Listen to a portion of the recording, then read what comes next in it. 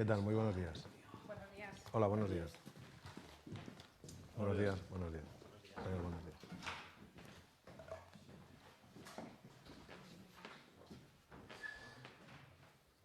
Muy buenas tardes, ya son las 12:11, una hora menos en Canarias. Comienza la rueda de prensa de los responsables técnicos de los ministerios competentes, el doctor Simón, director del Centro de Coordinación de Alertas y Emergencias Sanitarias, la secretaria general de Transportes, María José Rayo, el general y director del Gabinete del Jefe del Estado Mayor de la Defensa, Carlos Pérez Martínez, el comisario principal y director operativo de la Policía Nacional, José Ángel González, y el general y jefe del Estado Mayor de la Guardia Civil, José Manuel Santiago Marín. Doctor Simón, muy buenas tardes. Hola, muy buenas tardes a todos. Como cada mañana venimos a dar cuenta de la evolución de la epidemia y posteriormente mis compañeros de las actividades que les corresponden en cada uno de sus sectores. El día de hoy es un día en el que tenemos algunas noticias buenas, digamos. Después de varios días con incertidumbres en algunos de los datos debido a modificaciones en el uso de algunas pruebas diagnósticas, hemos conseguido ya por fin en todas las comunidades autónomas corregir esa información y podemos decir que hoy tenemos un total de 2.796 casos nuevos respecto a ayer, lo que implica un incremento del 1,4%. Es la mejor cifra que tenemos desde hace muchas semanas. Pero no solo eso, yo creo que hay otro dato que hay que valorar conjuntamente y es que además es el primer día en el que podemos dar datos de curados superiores a los datos de nuevos casos notificados. Hoy tenemos 3.105 nuevos curados, lo que implica un incremento de curados respecto al día anterior del 3,5%. Son noticias buenas. Obviamente la evolución de la epidemia está empezando a entrar en lo que tiene que entrar con todo el esfuerzo que hemos hecho. Sabemos que los datos siempre nos dan una imagen un poco retrasada respecto a la realidad, pero lo cierto es que es en lo que tenemos que basarnos para valorar cómo evoluciona esta epidemia. Ya digo, tenemos dos datos muy interesantes, muy nuevos, pero tenemos un tercero que también, dentro de obviamente, la dureza de la mortalidad de cada una de las personas que fallecen, tenemos un número de nuevos fallecidos de 367, es la segunda vez que lo tenemos por debajo de los 400 y ahora es claramente menos de 400 porque la vez anterior fueron 399. Es un total de un 1,7% superior al día anterior. En cuanto a casos ingresados en UCI y casos en fallecidos, seguimos con la tendencia de estos últimos días, incrementos en UCIs del 1,8%, incrementos en nuevos hospitalizados del 1,3%, sabiendo que en estas dos variables alrededor del 50% de los nuevos hospitalizados y de los nuevos ingresos en UCI corresponden a una única comunidad autónoma.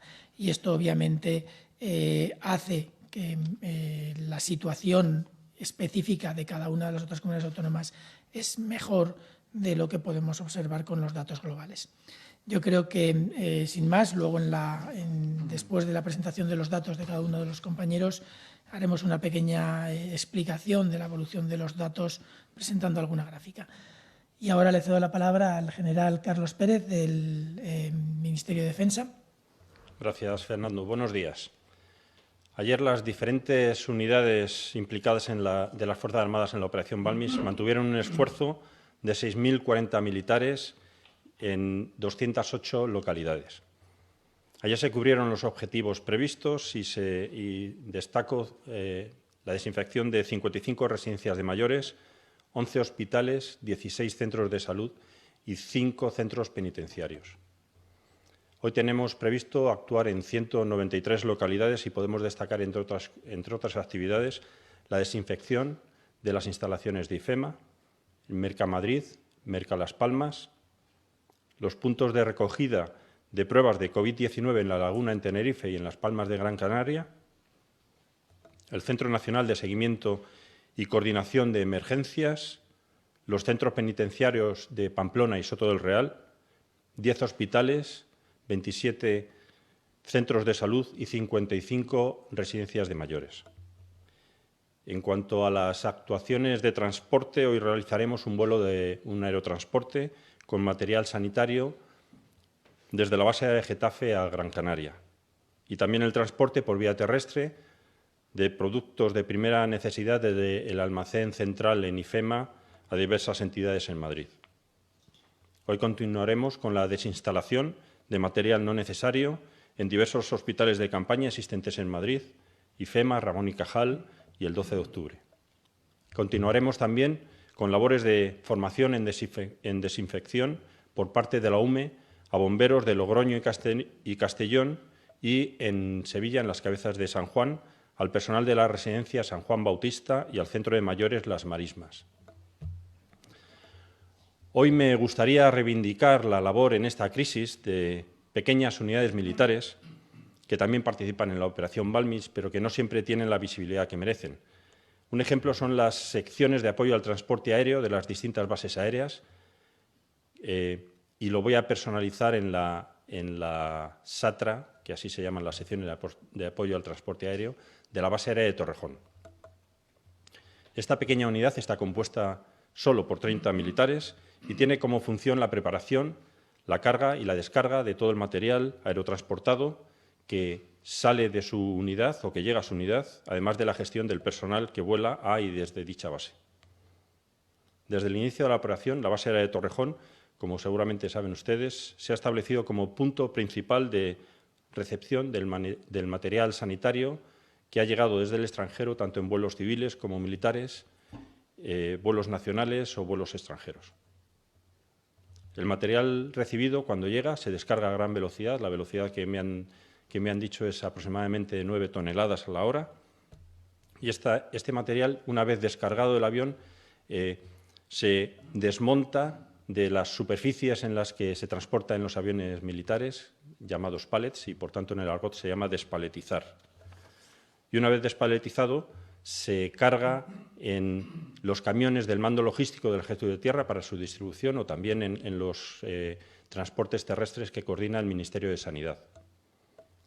Parte de esa carga también muchas veces se lleva a la cercana base aérea de Getafe y desde allí, por medio de aviones del ala 35 del Ejército del Aire, se distribuye por otros puntos de la península a Melilla o a los archipiélagos. Desde el comienzo de la operación, la SATRA de la base aérea de Torrejón ha transportado casi 150.000 kilos de material sanitario, llevándose también el transporte de todo el personal que ha participado en la operación. Las aeronaves del Ejército del Aire han totalizado hasta ahora en la operación Balmis más de 200 horas de vuelo. Muchas gracias. Muchas gracias, general. Le cedemos la palabra al comisario principal, José Ángel González. Gracias, Fernando. Buenos días. Desgraciadamente, hoy nuevamente comienzo mi intervención teniendo que recordar a un nuevo compañero fallecido por esta pandemia. Dar mi más sentido pésame a sus seres queridos. En el día de ayer nos dejó Juan José Hernández García después de llevar varios días luchando contra este virus, el cual estaba destinado en Madrid en la unidad de guías caninos. Asimismo, hago extensivas mis condolencias a todos aquellos que han perdido a un ser querido durante esta pandemia. Cada día, aprovechando los minutos de mi intervención, me gusta comenzarla agradeciendo la labor de algún colectivo o institución que está apoyando a los sanitarios desde sus respectivas funciones. Hoy, mi agradecimiento es para todos los ciudadanos y ciudadanas de este país que diariamente, además de respetar las normas de distanciamiento social y confinamiento, mostrando un comportamiento digno de elogio, vuelcan sus mensajes de ánimo, fuerza y de reconocimiento a la Policía Nacional en sus redes sociales. Hoy mi aplauso va para todos vosotros. En las últimas 24 horas, el número de personas detenidas ha sido de 70. Desde que entró en vigor el Real Decreto, hacen un total de 2.891. Respecto a las propuestas de sanción, en las últimas 24 horas se han tramitado 4.025 actas, lo que supone un total de 181.499 desde el comienzo del estado de alarma. Respecto al cierre de fronteras con Francia y Portugal, en las últimas 24 horas se han realizado 137 denegaciones de entrada y se han controlado 17.512 vehículos, realizándose 2 detenciones. Estamos en redes sociales desde hace más de 10 años. Desde que se decretó el estado de alarma, los agentes que atienden nuestros perfiles oficiales han hecho un esfuerzo añadido para atender y solucionar los problemas y dudas planteadas por los ciudadanos, logrando que las salas del 091 no se hayan saturado. Los agentes del grupo de redes sociales han atendido decenas de miles de mensajes privados de ciudadanos, recibidos principalmente en Twitter y Facebook. Mensajes que planteaban dudas sobre detalles de las medidas decretadas, preguntas sobre qué se puede hacer y qué no, en ocasiones simplemente expresiones de deseos y desahogos, e innumerables mensajes de ánimo, fotografías y vídeos para nuestros agentes. Continúen usando nuestros perfiles. En ellos les avisaremos de las noticias de interés, de las estafas que los delincuentes intenten cometer. Y no duden de que todas sus consultas, todas sus incertidumbres serán tratadas por un agente especializado que responderá a sus dudas lo más rápido posible. Somos conscientes de la responsabilidad que supone ser el cuerpo líder en redes sociales en el mundo, con cerca de 5 millones de seguidores. Y ahora hemos puesto en marcha un nuevo canal en Telegram. También queremos ser tu policía en el mundo virtual. Durante estos días de confinamiento, algunos delincuentes se han esforzado en poner en práctica diversas artimañas para continuar delinquiendo. En anteriores ocasiones les hemos informado del desmantelamiento de servicios de Telecoca, que presuntamente se dedicaban a entregar drogas a domicilio simulando ser repartidores de comida. Para ello, portaban maletas idénticas a las utilizadas por las empresas de reparto y que utilizaban para esconder el estupefaciente. Y hoy quería informarles que hemos detectado una variante en esta modalidad de tráfico de drogas. En 2 intervenciones distintas, llevadas a cabo en Valencia y Madrid, se ha detenido a 2 jóvenes que utilizaban los servicios de reparto como medio para traficar. En ambos casos, los arrestados contrataron a las empresas para hacer llevar paquetes a un tercero. Si bien las sospechas de los repartidores y su llamada al 091 de la Policía Nacional permitió frustrar el envío de droga. Y por último, indicarles que la Policía Nacional ha intensificado los distintos y diferentes dispositivos elaborados para evitar la comisión de robos en farmacias.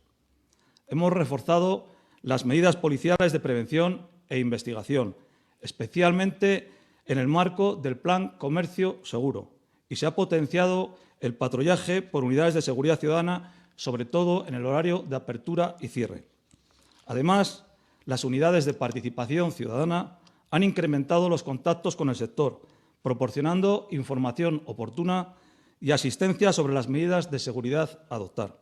Quiero mandar un mensaje de tranquilidad a todos los farmacéuticos, comerciantes y a la vez de gratitud por la esencial labor que están realizando. Muchas gracias. Muchas gracias, comisario. Le cedemos la palabra al general de brigada, José Manuel Santiago. Doctor Fernando, muchas gracias.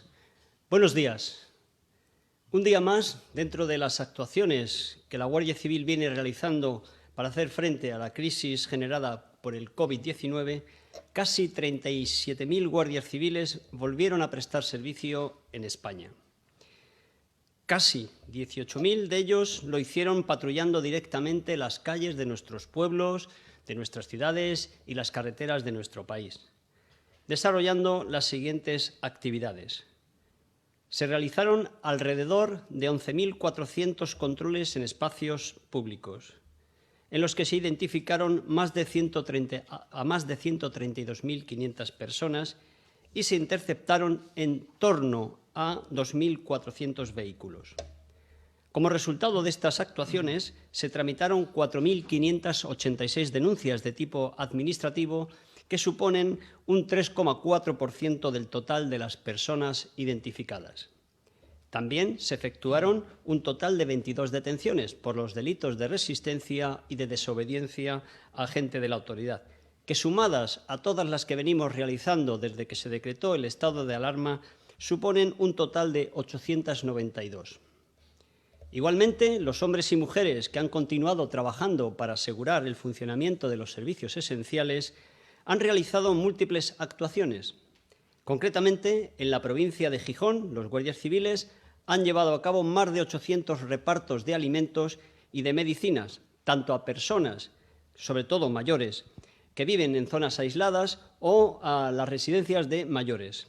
Todo ello en colaboración con los hospitales, con las farmacias y los servicios sociales. O también en las provincias de Burgos, de Navarra y de Madrid, donde con motivo de los contactos o aprovechando los contactos que se mantienen con los centros de enseñanza, la Guardia Civil ha colaborado en el reparto de libros de material escolar para que los alumnos de educación infantil y de educación primaria puedan continuar su formación desde sus domicilios.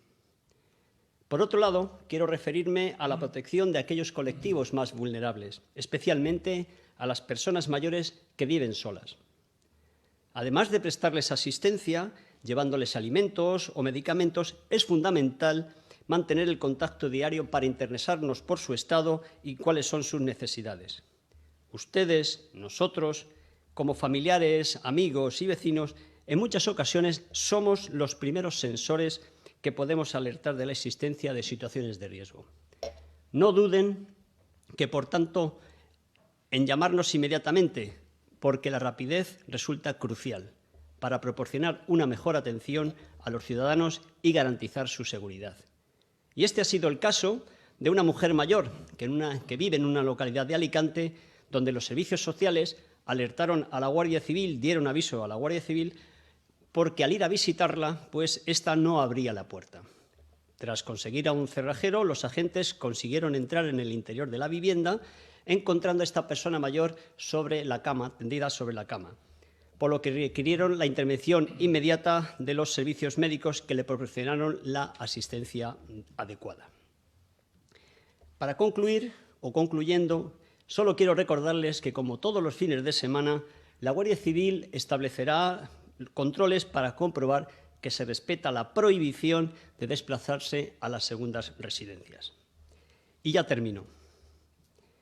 Otro día más, los españoles hemos vuelto a dar un ejemplo de responsabilidad, de civismo y de esfuerzo, y sobre todo de solidaridad, sabiendo que queda un día menos. Muchas gracias. Muchas gracias, general. Pasamos la palabra a la Secretaria General de Transporte y Movilidad, María José Rayo. Muchas gracias, doctor. Buenas tardes a todos. Pasamos a repasar las cifras de utilización del transporte público y la utilización de los vehículos privados en el día de ayer. Cifras que lo que nos reflejan es continuidad, estabilidad. Todas las cifras son continuistas sin que haya ningún dato que llame la atención. En cercanías seguimos en niveles de utilización similares a los de lunes, martes y miércoles, estabilizado en Madrid alrededor del 12%, en Barcelona en torno al 9%, 8-9% en función de los días. Y es de destacar que a lo largo de la semana, hasta el jueves, no se han producido episodios de aglomeración. El personal de Renfe y Adif está muy pendiente de tratar de evitarlos, pero ahí es fundamental la actitud de todos los ciudadanos, que está siendo realmente ejemplar. Prácticamente son decisiones personales ya de mantener la máxima distancia, de utilizar mascarilla, que es una recomendación, y de llevar a cabo todas las medidas preventivas necesarias. También indicar que, como saben, los servicios de cercanías se han visto reducidos respecto a la oferta normal, de acuerdo con la normativa vigente y siempre tratando de adecuarse lo más posible a la demanda que va habiendo. Y en este sentido, a partir del lunes se produce un nuevo ajuste de la oferta de servicios de cercanías. Comprueben, por favor, todos los usuarios los horarios. Estos servicios se van a reforzar, como así va a ir ocurriendo en las próximas semanas. En cuanto a los servicios comerciales de Renfe, ayer también tenemos una cifra continuista, 1.844. Siempre hay pequeñas variaciones, pero estamos siempre entre los 1.500 y los 2.000, que no suponen ni el 3% de la cifra equivalente del año anterior. Y en los viajeros de transporte de autobús interurbano también, continuidad, alrededor del 4% en función de las líneas. En transporte aéreo, en toda la red de aeropuertos de AENA, ayer hubo un ligero repunte de operaciones, hubo 326, estamos siempre en el entorno de las 300. Como siempre, una mayoría son las conexiones con las islas o movimientos entre islas y los vuelos con el resto de países de la Unión Europea.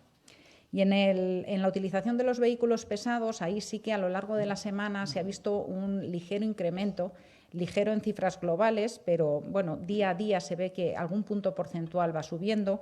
La semana pasada, por ejemplo, de media, la reducción de intensidad de tráfico en los accesos a las ciudades estaban en torno al 70%. Y ayer, por ejemplo, en Barcelona fue del 67, en Madrid fue del 67 y en Barcelona fue del 66 de reducción. Es decir, son ligeros incrementos, son normales, tampoco suponen nada extraordinario y sí que tenemos que seguir continuar con el seguimiento de estas cifras. En el conjunto de la red de alta capacidad interurbana, el nivel de reducción está en el 68%. Y en tráfico de vehículos pesados, de camiones principalmente, estamos en un nivel de reducción del 30% respecto a la situación previa al estado de alarma. En cuanto a tipos de mercancías, que también hacemos un seguimiento para ver cómo va evolucionando el abastecimiento del país, destaca que ese 30% de reducción de vehículos supone también un 30% de menos mercancía cargada, con diferencias entre los sectores. Así, mientras que en alimentación e higiene tenemos niveles superiores a los niveles previos a la crisis, pues en sectores como el textil la verdad es que la reducción está siendo superior al 90%. Me gustaría en este punto hacer una mención otro día, al estudio de análisis de la movilidad con tecnología Big Data que día a día publica y actualiza el Ministerio de Transportes, Movilidad y Agenda Urbana.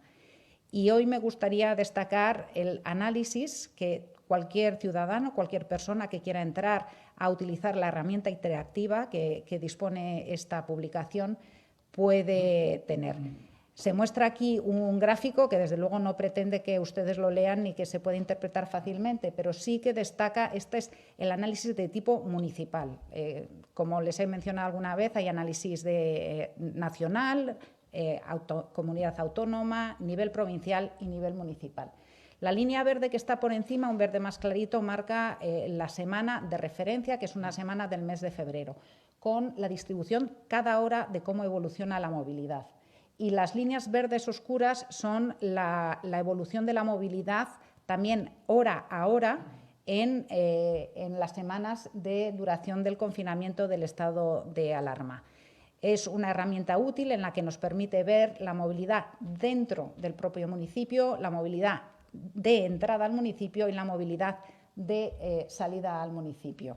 Como datos concretos, sin que sea el objeto de presentarlos concretamente, pero bueno, en el municipio de Sevilla, el lunes 20 de abril, que es el último dato publicado, pues la movilidad en Sevilla se redujo un 73% respecto a la equivalente en la semana de referencia, siendo la movilidad intramunicipal con una reducción del 65%, mientras que la movilidad con otros municipios del entorno de Sevilla fue de una reducción del 75%. Es simplemente un ejemplo de lo que se puede de alguna manera jugar con esta herramienta a la que invito a todos los ciudadanos y desde luego también a todos los interesados desde el ámbito más académico o de estudio a utilizarla. Y por último, antes de acabar y dentro de un apartado que es casi de anécdotas, volveré a incidir hoy en una cuestión que ya comenté en una ocasión anterior, que es la reducción del ruido cultural que se observa en la Red Sísmica Nacional y en la Red de Vigilancia Volcánica de Canarias del Instituto Geográfico Nacional. Este ruido cultural es el ruido provocado por la actividad humana y tenemos la gráfica de una estación acelerométrica del Parque del Retiro, en el que claramente se ve esta reducción del ruido cultural, viendo claramente el efecto de la Semana Santa que tiene un valle. Semana a semana, incluso antes de la crisis, se ve perfectamente el efecto de los fines de semana, pero como durante todo este periodo de alarma ese ruido cultural se ha visto importantemente reducido. Y termino ya agradeciendo una vez más a todos los funcionarios y trabajadores públicos que realizan una labor muchas veces invisible, con poca notoriedad, pero que ha permitido en este periodo de alarma configurar una gran cantidad de normativa hecha con muchísima prisa, hecha con muchísimo trabajo intenso por parte de muchísimos funcionarios. Muchas gracias a todos. Muchas gracias, secretaria. Bueno, hacemos un breve balance de la evolución de la epidemia en estos últimos días. Ya hemos visto que en diferentes, los que han seguido las ruedas de prensa, se han podido valorar que durante un periodo de tiempo la mezcla de diferentes técnicas diagnósticas ha complicado la interpretación de los datos, pero sí que me gustaría, si se puede poner un gráfico en el que podemos observar tres cosas importantes. Voy a empezar por la más antigua y la que originó todo esto. Si se fija en la línea azul, no las barras, sino la línea azul, se puede observar, bueno, al principio un cambio de un par de casos un día a otro, obviamente tiene variabilidades porcentuales muy importantes, pero es que es importante ver ese pico grande en la línea azul hacia el principio de la segunda semana de marzo, en el que obviamente fue el inicio de la transmisión importante. Sabemos que todo esto venía por infecciones que se habían producido probablemente hacia la última semana de febrero. De hecho, ayer un estudio virológico del que se habló ayer indicaba que esa posibilidad, desde el punto de vista de la evolución de los virus, podía ser cierta. Luego vemos, ya más hacia la parte derecha de la curva, vemos el impacto que ha tenido la variabilidad en las pruebas diagnósticas y la disponibilidad de pruebas diagnósticas que no detectan nuevos casos, pueden en algunas situaciones, pero que en general detectan casos con infecciones previas, no en los últimos días, sino infecciones muy anteriores. Son las pruebas, las famosas pruebas de anticuerpos. El objetivo es hacer cuantas más pruebas mejor, pero para valorar la evolución de la epidemia tenemos que valorar datos que son comparables día a día. Durante estos últimos días hemos estado tratando de limpiar de la mejor manera esa serie de datos para que se pueda valorar correctamente. Lo hemos conseguido muy bien para los últimos 5 o 6 días. Sí que es cierto que hay un periodo de días en los que no ha sido tan fácil porque no había identificación de qué pruebas se había hecho exactamente los datos que se notificaban, pero hemos hecho un trabajo muy intenso y agradezco a todos los profesionales de salud pública de las comunidades por el esfuerzo que han hecho para ayudarnos a limpiar esta serie y hemos conseguido tener una serie limpia, es la verde, en la que pueden ver el efecto que nos estaban produciendo esos casos que no eran casos nuevos, pero que sí que en algún momento de todo este periodo de ya 2 meses y pico han tenido la infección. No sabemos dónde ubicarlos, pero obviamente cuando se hacen esas pruebas de anticuerpos que implican que las personas han tenido un contacto con el virus en un momento previo, nos han generado ese, digamos, ruido en la serie. Como pueden observar, una vez corregida, las tendencias en cuanto a los incrementos diarios están de nuevo en lo que se venía observando previamente y esperemos que se mantenga en el futuro, cosa que dependerá en gran parte de cómo aprendamos todos a comportarnos a medida que vayamos teniendo menos restricciones en la movilidad. Y dicho eso, yo creo que podemos pasar a las preguntas, si le parece bien. Vamos allá. Doctor, le pregunta ETV cómo valora más de 1.000 contagios en un día en Madrid. ¿Van sabiendo ya los expertos dónde se dan los contagios en tiempo de confinamiento, trabajo, transportes? Bien, yo creo que tenemos que, lo acabo de mencionar mientras explicaba el gráfico, nuevos contagios son nuevos contagios, identificamos nuevos contagios. Pero como sabemos, y lo hemos ido explicando con el tiempo, entre el momento en que una persona se infecta, es decir, se produce el contagio, inicia síntomas, pasa un periodo de entre 5 y 6 días de promedio, puede ser entre 3 o 4 y hasta 14 días, o entre 2 o 3 y hasta 14 días, pero entre 5 y 6 días de promedio. Desde que tiene esos síntomas y los percibe como suficientemente importantes como para acudir al médico, pasan de nuevo un promedio de entre 6 y 7 días, a veces un poco menos, pero con una variabilidad de entre 3 y 10. Y luego se tiene que hacer el diagnóstico, lo que tarda entre 24 y 48 horas, y hacer la notificación. Todo ese proceso lleva en conjunto entre 10 y 15 días. Lo que quiere decir que los nuevos contagios que estamos notificando hoy, y de ahí la importancia que comentaba ahora mismo de limpiar bien la serie, estos nuevos contagios son contagios que se produjeron hace alrededor de 15 días, quizás 12, pero alrededor de 15 días.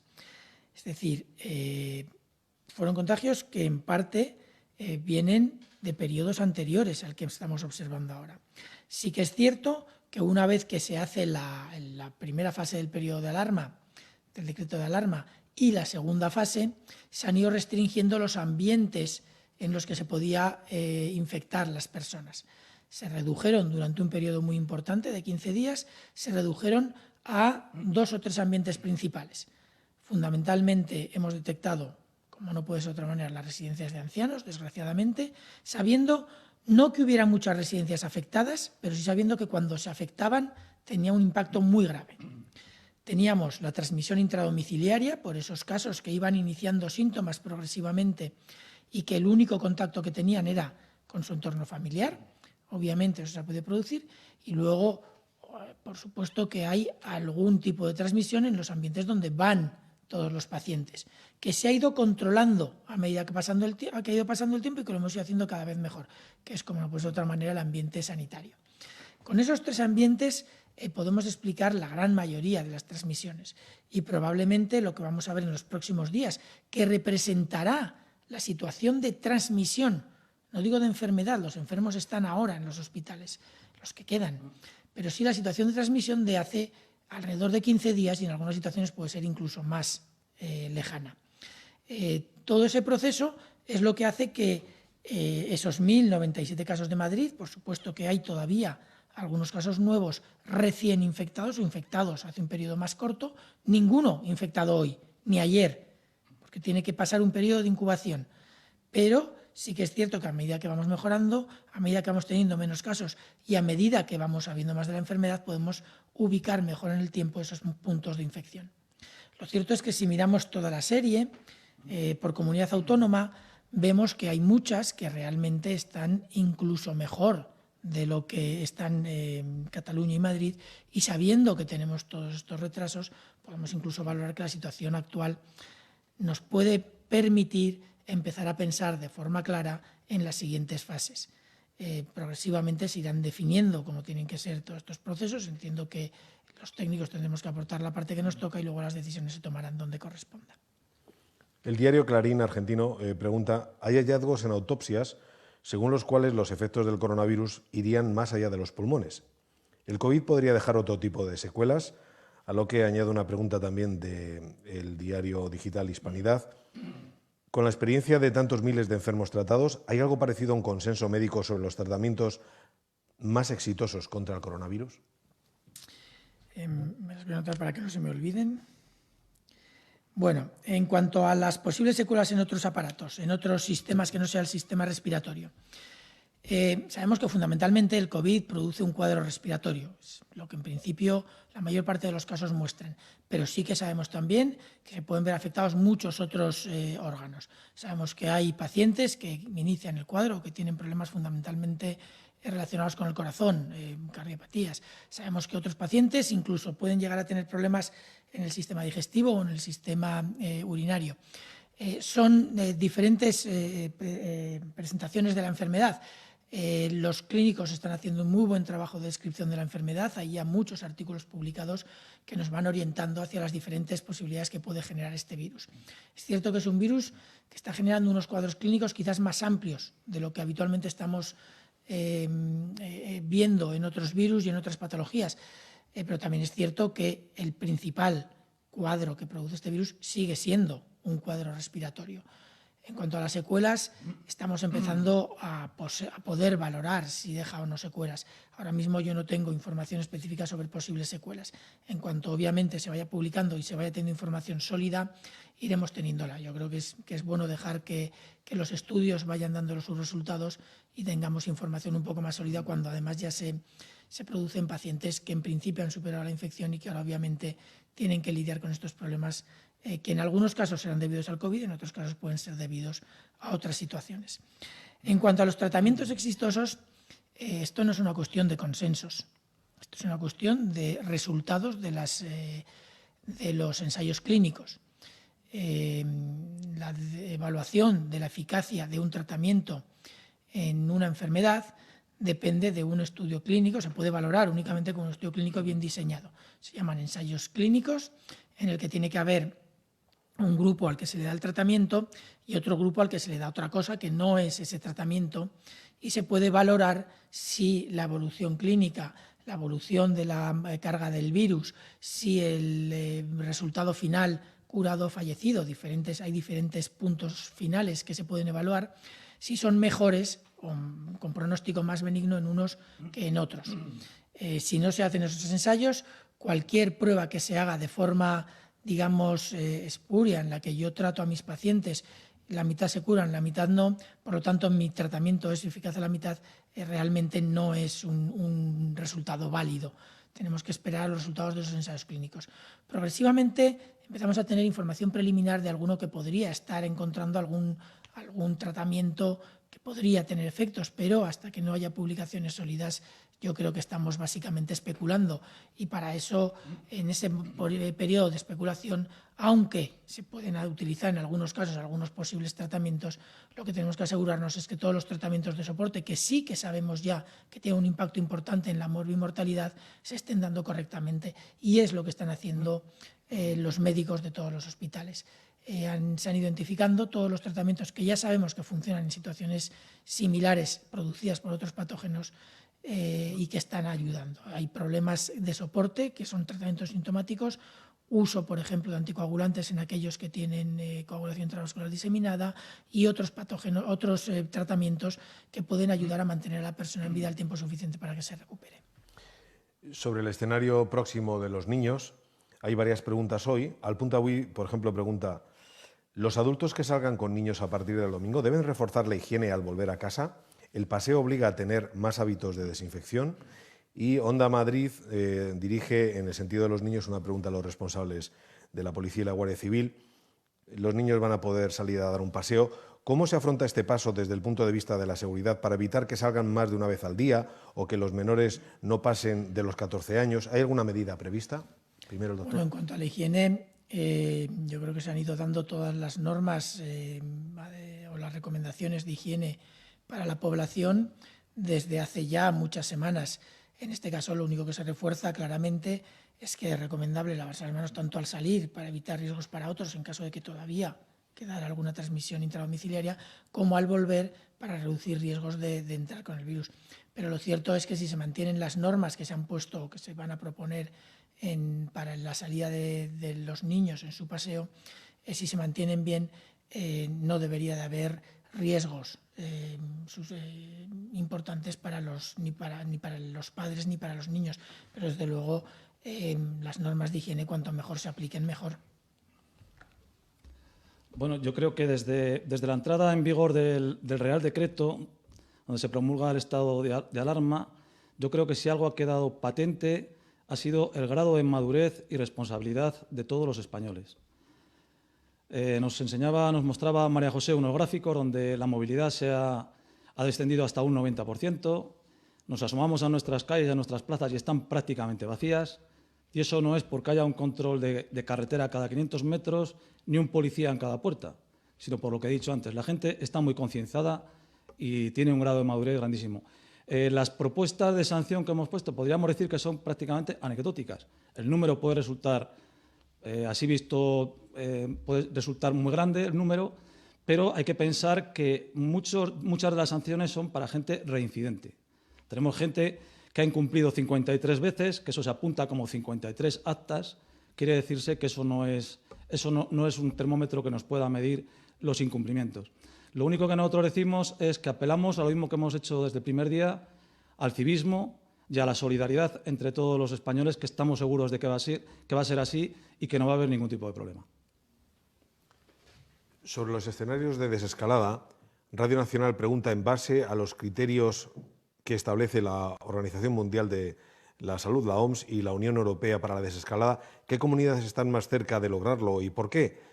Telecinco se hace eco de una información divulgada hoy por la cadena SER y pregunta, ¿podría explicar los criterios, doctor, los criterios concretos que se van a tener en cuenta en la desescalada? Puedo explicar algunos aspectos que se han discutido ya y que obviamente forman parte de recomendaciones internacionales, como no puede ser de otra manera. Las recomendaciones internacionales se basan, entre otras cosas, en las experiencias o propuestas de los diferentes países. Para la desescalada hay dos aspectos que se tienen que valorar de forma conjunta, pero que son áreas diferentes de trabajo. Una es tener las capacidades necesarias para garantizar que si hay un rebrote, si hay un repunte, si hay una nueva onda, vamos a poder responder mejor aún de lo que hemos respondido durante esta primera onda. Eso implica garantizar una serie de capacidades asistenciales, camas hospitalarias de tipo para pacientes agudos infecciosos, camas de UCI mejor preparadas de las que tenemos ahora mismo. Tenemos muchas camas de UCI, pero tengan en cuenta que se ha duplicado de forma muy rápida, se ha multiplicado por 2,5 veces, si no me equivoco, el número de camas de UCI habitualmente disponibles en España de una forma muy rápida. Todo eso hay que aposentarlo y mejorarlo. Quizás no 2,5 veces, pero sí a lo mejor 2 veces. Tenemos que garantizar una serie de sistemas de vigilancia que permitan estar seguros de que vamos siguiendo la evolución de la epidemia correctamente. Tenemos que ver formas de reducir esos retrasos en la notificación. No tenemos que ver, estamos viendo y se está trabajando ya con las comunidades autónomas mecanismos para poder detectar precozmente a partir de casos sospechosos, a partir de pruebas en atención primaria, a partir de muchos mecanismos posibles, y estamos ahora trabajando en identificar los que son mejores, más factibles y que nos van a aportar más información. O sea, todo eso es preparación para esa desescalada. Y luego tenemos los parámetros que pueden permitir o no iniciar esa desescalada. Entre ellos se tienen que valorar varios y tenemos que tener cuidado qué implica uno y qué implica otro, porque las implicaciones tienen un impacto no solo en la salud, muy importante y primer factor a considerar, pero también factores económicos, factores sociales, etc.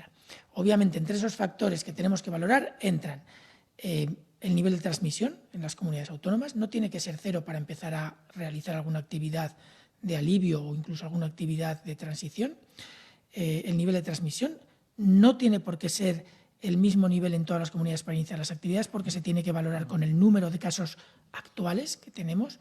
Una comunidad autónoma, 2 comunidades autónomas, creo que esto lo comentamos también ayer, con el mismo nivel de transmisión, es decir, la famosa R, el número de casos que se van produciendo a partir de cada caso primario, si es el mismo, pero en una todavía tienen un número de casos que no se pueden controlar ni a ellos ni a sus contactos, pues probablemente estará en una situación en la que la valoración para tomar medidas de alivio será menor que una en la que, por población o por la propia evolución que ha sufrido su epidemia, con el mismo número de reproducción, con el mismo número de casos secundarios que produce cada caso, el número bruto de casos es menor y por lo tanto más controlable.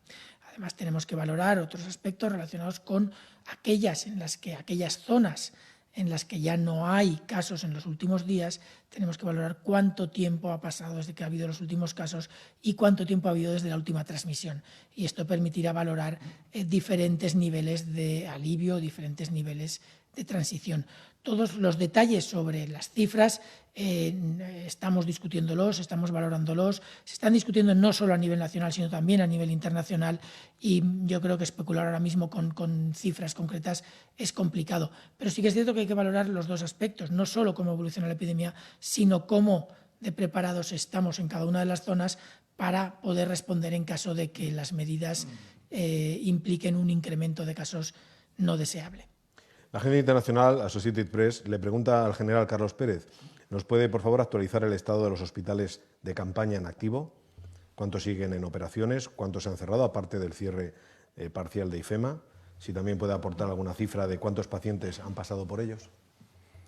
Pues no se lo puedo actualizar porque no conozco los datos. Sabemos que los hospitales de campaña, como he comentado antes, en varios hospitales de campaña de Madrid y en Cataluña estamos empezando a desmantelar, a retirar el material que teníamos allí, pero nuestra labor en estos hospitales de campaña es simplemente de apoyo a las solicitudes que nos llegan. No tengo datos de cuántos pacientes hay ahora mismo en cada uno de ellos. La Vanguardia, doctor Simón, dice si se puede entender con los datos de hoy que la vuelta de miles de trabajadores de servicios no esenciales no ha impactado en el control de la COVID-19. Lo que estamos observando hasta ahora es que no ha tenido un impacto importante. Sí que es cierto que aunque ya empezamos a ver el efecto de esa vuelta a trabajo en los últimos 2 o 3 días, incluso 4, todavía hay un poco de margen que tenemos que darnos para asegurarnos de que eso es así. pero hasta ahora lo cierto es que no ha tenido un impacto en la transmisión. Sí que obviamente ha podido suavizar en algún punto concreto la evolución, pero en principio a nivel global y por comunidad autónoma no ha tenido un impacto importante en la transmisión y se mantiene más o menos, pequeñas variaciones, a los mismos niveles que durante el periodo del permiso retribuido recuperable. Finalizamos con un par de preguntas relacionadas con test. Doctor, Estrella Digital pregunta si está previsto que la mayoría de la población pueda hacerse la prueba mediante test rápidos y acuda a las farmacias a recogerlos, al igual que las mascarillas, a un precio asequible. Si eso fuera así, ¿cuándo estaría disponible? Y Canal Sur Radio pregunta, en los centros de salud los sanitarios se quejan de que no les están haciendo test, pese a que son el primer escalón de la cadena sanitaria que trata a los enfermos de coronavirus. ¿No se van a hacer estos test en los centros de salud?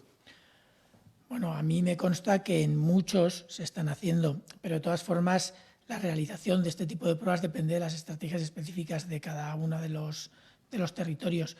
La realización de pruebas masivas a la población o a grupos concretos se están regulando de alguna forma en las diferentes guías y recomendaciones de estrategias de testado o de estrategia de aplicación de pruebas. Se están discutiendo ahora mismo en la ponencia de alertas del Consejo Interterritorial y habrá una propuesta que se discutirá en niveles superiores en breve. Sí que es cierto que hay colectivos en los que puede tener un interés especial y particular, por ejemplo, los sanitarios, el plantear este tipo de estrategias. También es cierto que una persona que no ha tenido nunca síntomas, aunque ha podido tener COVID, las probabilidades no son altas. A nivel poblacional, se plantea y está la discusión, se está teniendo, pero yo creo que plantear estrategias de este tipo en la que toda la población tenga acceso, sobre todo si son personas asintomáticas, no se pueden valorar a la ligera. Yo creo que tenemos ahora en marcha, va a empezar las actividades sobre el terreno muy pronto, un estudio nacional de seroprevalencia que nos dará una idea clara del porcentaje de población que ha sido afectada durante esta gran onda epidémica que hemos sufrido del COVID, y una vez que tengamos esos resultados podríamos plantear la necesidad o no de hacer pruebas masivas a toda la población. No recuerdo ninguna situación de salud en la que se haya hecho esto. Sí que es cierto que en algunas cosas hay screenings cribados que afectan a mucha población, pero una prueba masiva al total de la población yo realmente no recuerdo ahora mismo, salvo las que se hacen en recién nacidos y que obviamente a medida que van creciendo van formando parte del total de la población. Yo no creo que lo más prudente para plantear ese tipo de estrategias es esperar el resultado del estudio de seroprevalencia. Pues a punto de llegar a la 1 de la tarde, una hora menos en Canarias, concluye esta comparecencia. Gracias, doctor Simón, gracias, secretaria María José Arrayo, general Carlos Pérez, comisario principal José Ángel González y general José Manuel Santiago Marín. Gracias a los participantes.